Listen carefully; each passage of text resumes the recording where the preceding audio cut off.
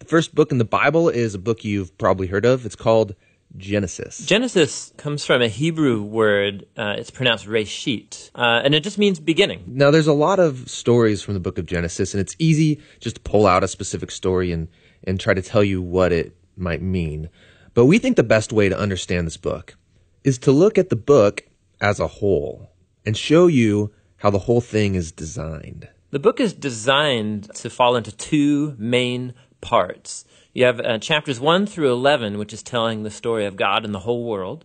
And then you have the second part, which is about God and Abraham's family, as chapters 12 through 50. And how the two of those parts relate, that's where you find the message of the book. Okay, so let's start back at the beginning. The first part of Genesis begins with a creation story where God creates everything. And how exactly that happens, of course, that's where all the debates come. But he takes a dark, watery chaos and he turns it into a beautiful garden where humans can flourish. That sounds nice. It does sound nice. In fact, 7 different times God says of all that he's made that it's good.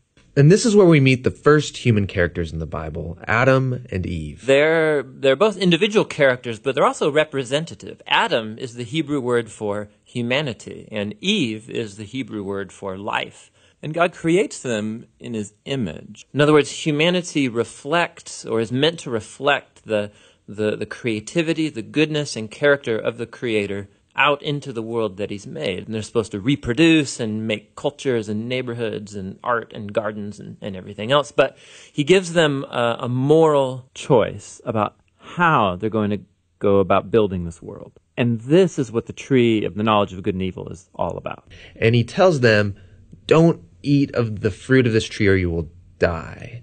What's that all about? So up till now, God has been the one defining and providing what is good. And so God is the one with the knowledge of good and evil. But now this tree represents a choice. Will the humans trust God's definition of good and evil, or are they going to seize the opportunity and define good and evil for themselves? And Adam and Eve eat the fruit. This is the core biblical explanation for that concept of sin, that desire to call the shots myself. It's the inward turn of the human heart to do what's good for me and my tribe, even if it's at the expense of you and your tribe.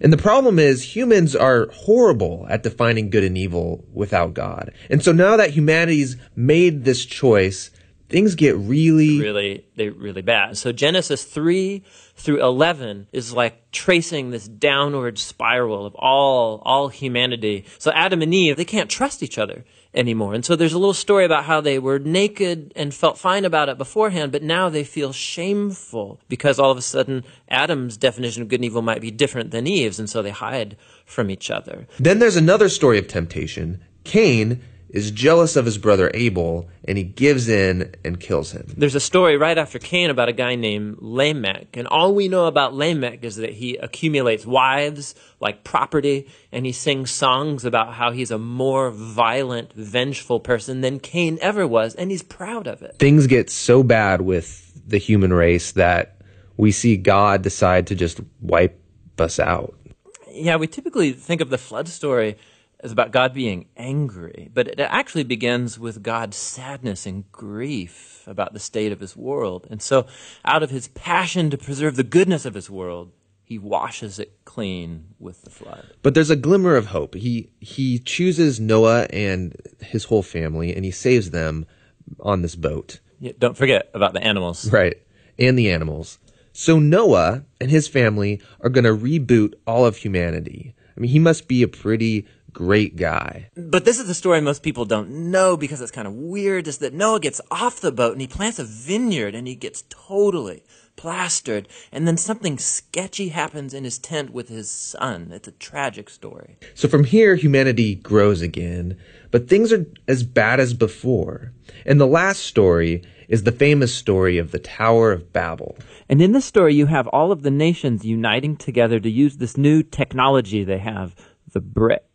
And they want to make a name for themselves and build this big city with a huge tower that will reach up to the gods. But God knows that this city will be a nightmare. And so in his mercy, he scatters them. And all of these stories, they're underlining the same basic idea. When humans seize autonomy from God, when they define good and evil for themselves, it results in a world of tragedy and death. And this leaves you wondering, is there any hope for humanity? Yes, yeah, there is. It's the very next story that answers that question. It's the beginning of God's mission to rescue and restore his world.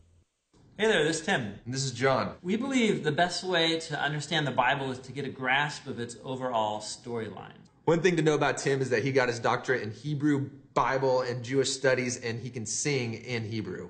We're a